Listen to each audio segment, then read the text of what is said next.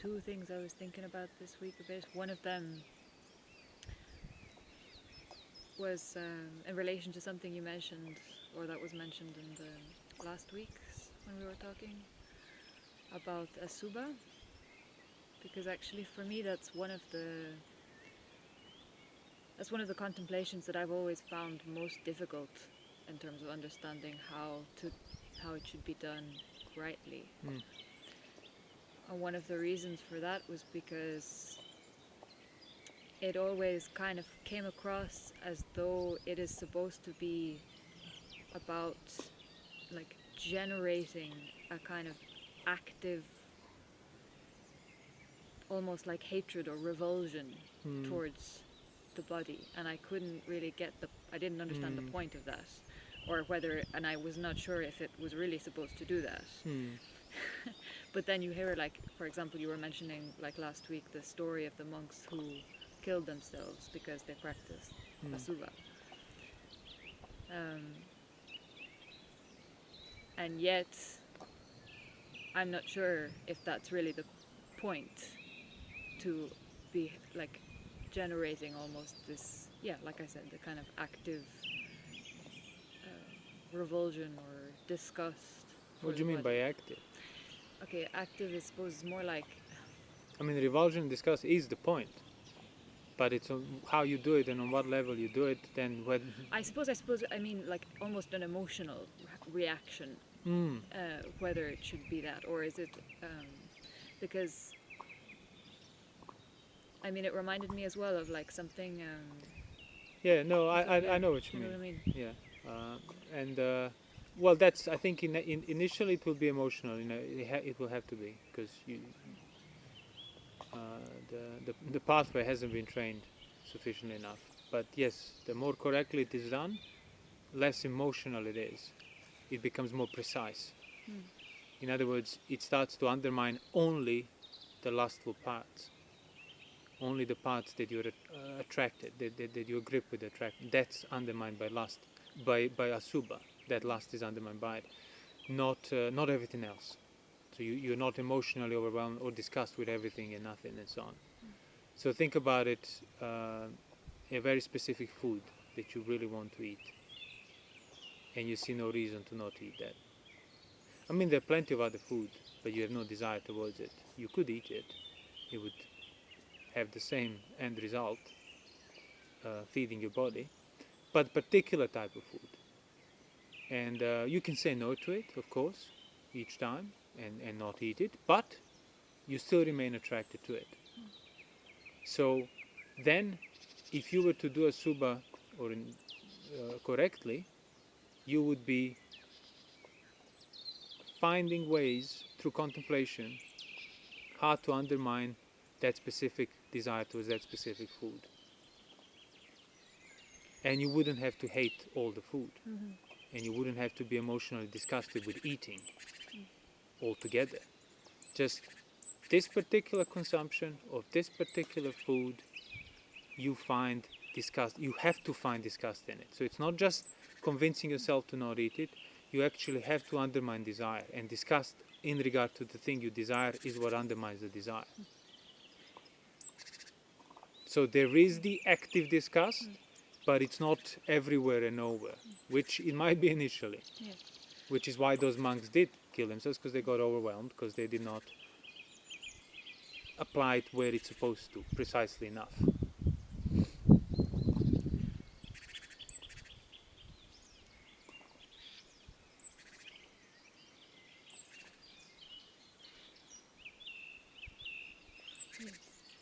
Okay, that makes sense, because... So think about it. There is your favorite plate with the favorite food on it, and then you find out somebody spat in it, or worse. Would you have desire to eat that thing on the plate right in front of you? Yeah. Still the same look, still the same smell, still the same taste. You probably wouldn't taste someone else's fluids in it. But would you eat it now that you know that? You would be quite disgusted. And if somebody to put it in your mouth, that food, you would be like spitting it out, disgusted. If you were to have to swallow it, you would be disgusted. At any part of involvement with that food, that disgust would be there as a framework of it. Because now you know what's in it. Okay, so, yeah, but that's quite a good It is quite a good example because it's like, yes, that makes sense. Because the disgust basically only, it's like, yes, I would be disgusted in terms of, okay, yeah, I'm not eating that. I don't want to eat it. I don't want to go near it. But that's where it ends, basically. Then you don't need to kind of Go and carry further that and, like, disgust with I you. don't know, like, Yeah. you know. No, if you do, talk- means you don't quite still Exactly. see the basis where that lust is. Because then, it, like, if you're kind of going on about how disgusting it is, it's like there's no need to. It's just, okay, I exactly. just don't need to touch it. I don't need to be involved. So with the it. disgust would be evoked if there is a careless mental tendency towards eating it. Then you get reminded of the disgust implicit. But obviously, initially, the whole picture is perverted. It's upside down. You start with a desire. You start with the attraction, and then disgust has to be kind of contemplated into it, so to then become the normal, like natural kind of, the first thing you would see if you were to engage with it would be disgust, as opposed to attraction, which was before the case. Like, oh, I want this, and then, oh no, it's ugly, it's disgusting, and then you work and then you work. But no, this comes up. Oh, it's the disgust part comes up.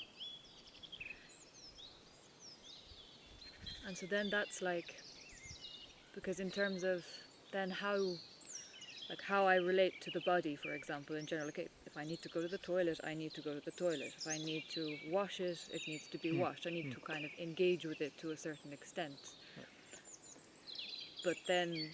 So when would then, if you were to contemplate disgust rightly, when would then disgust arise in regard to your own body? I suppose seeing it, like, seeing it as I don't know, an object of attraction. Let's say sexual attraction, for example. Sexual attraction, okay. Or in terms of, I don't know, like if somebody wants to decorate it, or if you were to take it as a thing of beauty to be displayed externally, for others or something. if you were to use it as a basis for pleasure, in general, that disgust can undermine that as well. But if the mind stops going in those directions, there is no disgust to be certainly to be there, actively felt. And that's what I mean. Like, you can engage with it without in those kind of neutral ways. Without I mean the ways that are not sexual, not vain, not about beautification, not about gaining pleasure through the body. Being admired on account of physical. That's also, again, that would be undermined by the disgust, by asubha. Or even like not necessarily like I want to be admired by others as a kind of as a human being in terms of being seen in a certain way by others. I think even that would be kind of undermined, no? Because it's all kind of on the basis of this, bag of bones. Yeah, I mean, yeah, sure. But you could, yeah.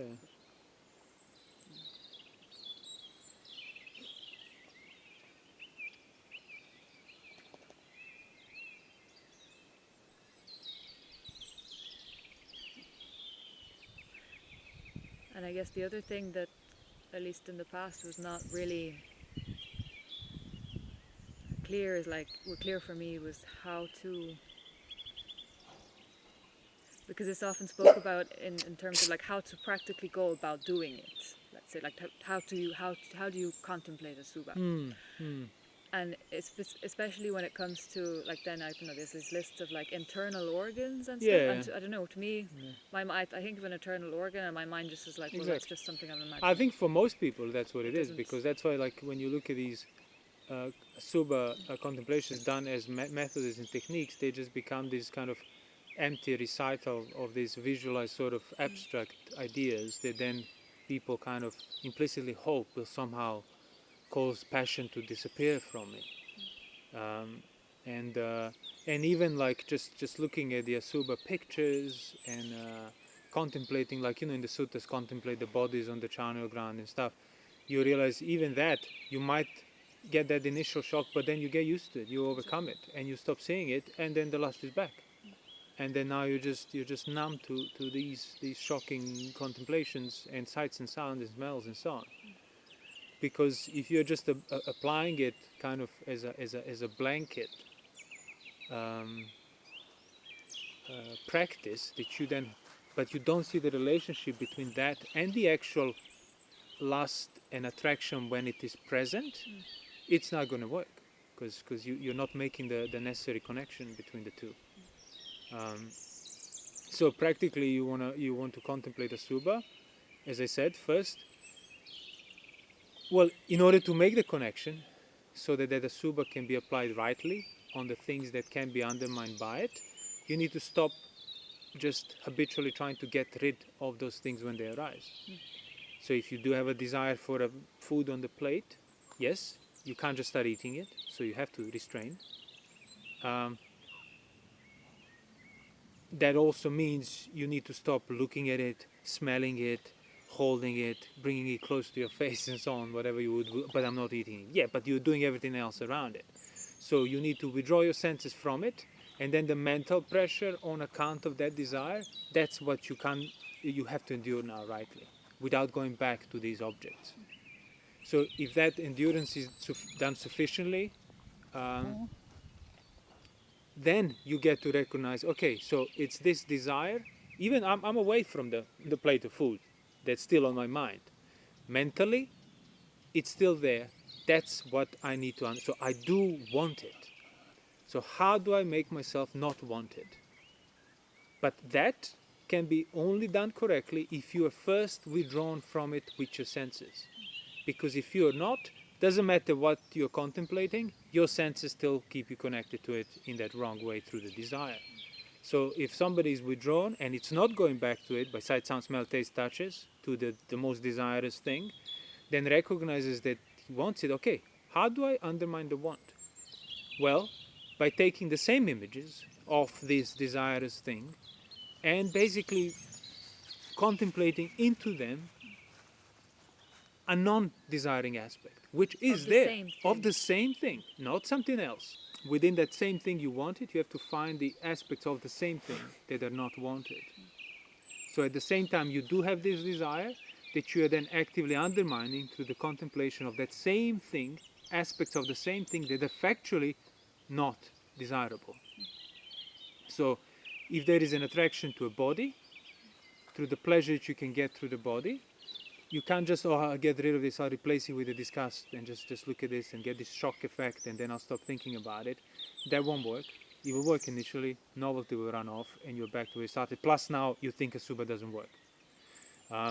So when you recognize that desire, if it's endured and you're not trying to get rid of it, you do find factual, disgusting aspects of the same body and leave them there with the desire. Don't try to force the desire out by pushing it out with these other now contemplated aspects. Just leave the disgust, however faint it might be, leave it there with the desire. It will neutralize it. And that's the point. That's like finding the balance, tuning it rightly. Because again, if you do recognize the disgusting parts and now you want to force them even quicker to get rid of the desire, but you'll be doing that through the desire. So you kind of fail from the middle ground, from the middle way. And that's it. And now you realize in the broad terms, whenever there is attraction to the body, at the same time, there will be an aspect that is factually non-attractive, simultaneous with it. And that's what you get to see. And then all you need to do is attend to the aspect that's non-attractive and refuse to attend to the aspect that's attractive. Both are in your mind simultaneously present, but you do not attend to those that are agreeable, you attend to the factually disagreeable, and that's it. And if there is an impulse to do it harder, to do more of it, to do it quicker, well, you also refrain from that impulse. Just attend it rightly and leave it there. It will do its work.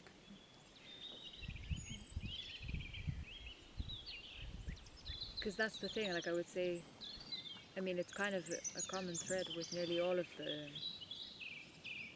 the hindrances, but like say the aspects that are non-desirable are not something that require your input to keep feeding them. They're just there on their own. Whereas, and it's the exact opposite with the well, they need to be discerned there from the thing. And that's what I mean, like you have to start enduring that thing, that desire on the mental level first because that's where you're going to find these non-attractive aspects of it. If you are refusing to endure it and then seeking the non-attractive aspects, they're all going to be rooted in aversion towards this. I just want to get rid of this thing, and it's not going to work. But if it's endured correctly, without, as I said, blindly aversive, trying to just get rid of desire because it's painful, no, bear the pain, and then the aspects that are factually not attractive, you know you're supposed to look for them. Now you can look in that very desire. While desire is pressuring you, that's fine. All I need to do is not go back to sight, sound, smell, taste, touches associated with it. This pressure can go forever as far as I'm concerned. It can't make me act unless I choose to. Yes, it's unpleasant. While that's there, you start to look at the factually disgusting aspects of the same very thing. Discerning them, because they are there. So while you're pressured to consume that plate, you're discerning that somebody is constantly spitting in it. And then but there is still desire to eat it. You still feel that hunger, but you remain attending to the knowledge that somebody spat in it, that it's contaminated, that it is soiled, and you will lose desire towards it. Not overnight, but you don't have to worry about that.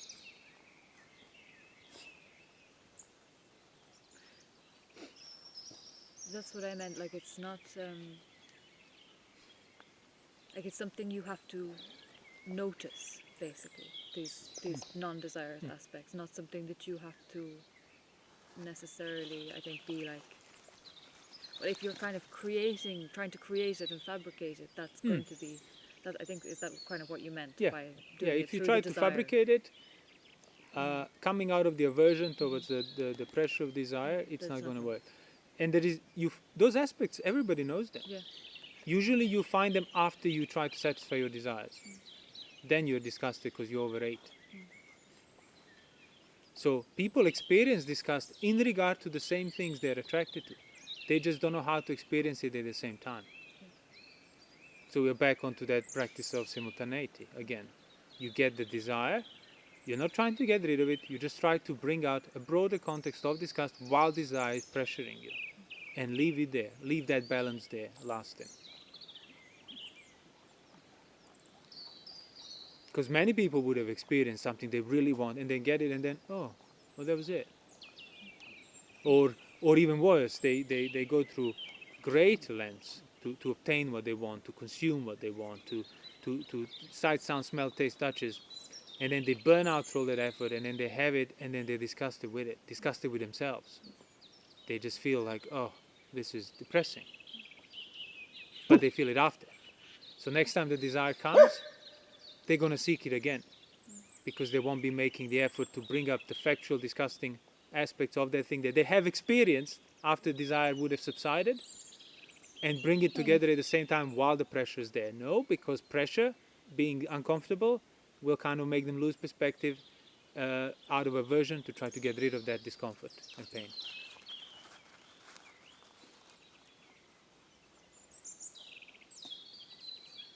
And that's that practice in the Suttas described. He doesn't grasp the signs and the features that would be incitive of lust and take him in that direction. Yeah.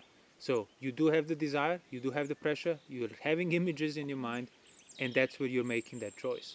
Am I allowing and grasping signs and features that are associated with desire and attractive aspects? Or do I refuse to basically allow my mind to dwell on those and proliferate, but instead I feed it the context of the disgust in regard to the same desire that's still felt, that I'm not just trying to get rid and replace through a random practice of meditation method or a technique.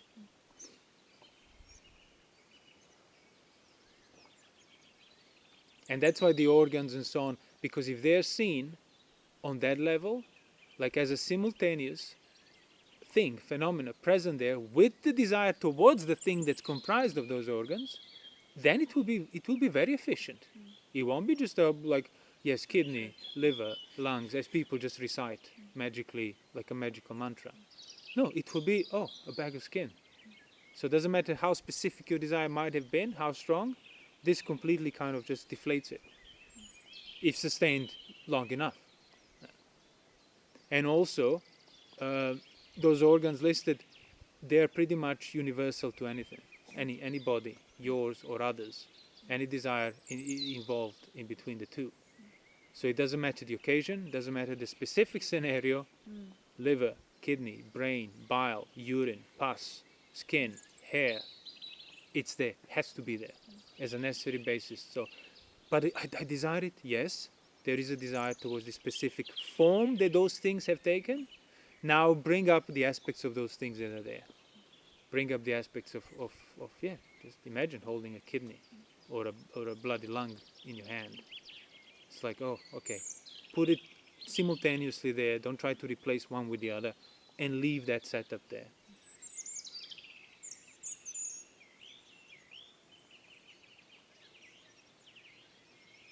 So then the disgust will work to the extent that it needs to work. You know, it's like trying to neutralize acid with alkaline. Alkaline will neutralize only acid parts. As acid drops, you pour the alkaline, it will only react with the parts that are acid. It's not going to react with other things. It's not going to destroy everything else. And then you can just wash everything away.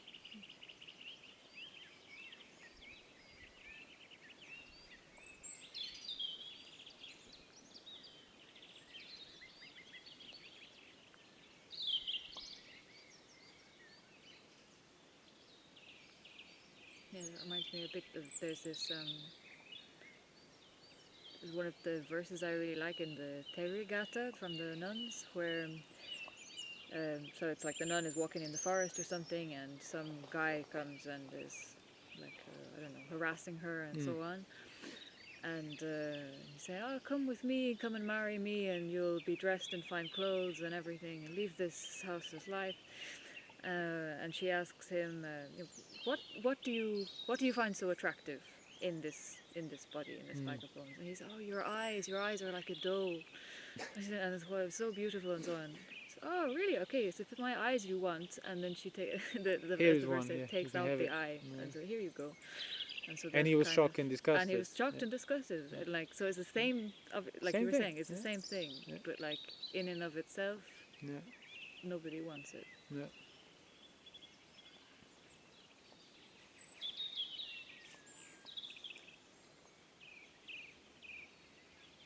Yeah, exactly.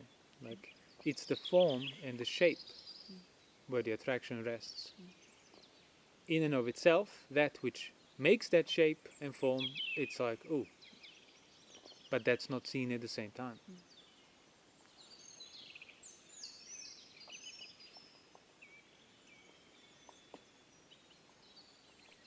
And also, like, a person doesn't need to go and actively seek out the attraction to practice asubha in regard to it, because if you're not free from passion, means even without any specific things coming up your mind, like sort of like desire taking over your mind, even without any specific sight, sound, smell, taste, touch, or image, you are within that domain.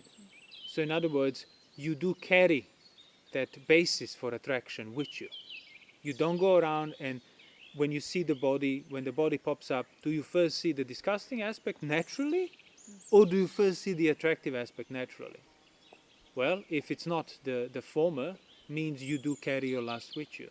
So then you could start practicing this asubha anytime, on that right level. Like, it does not require a specific arousal or desire or this to counter it. Like, fundamentally, you go around carrying a view that bodies are not disgusting. That's the first thing you see. Then you try to see the asubha and so on, but for as long as that order is not changed up, whereby the view is that the bodies are disgusting, as in like not just the intellectual idea, but when the bodies are experienced in the way that could be provocative of desire, well, it's provocative of disgust, not desire. Same, like you would not be disgusted with a thing that's on the plate that you don't deem edible. But if somebody offers you to eat it, then you're like, whoa, no, now it's genuinely disgusting, because you brought up that context.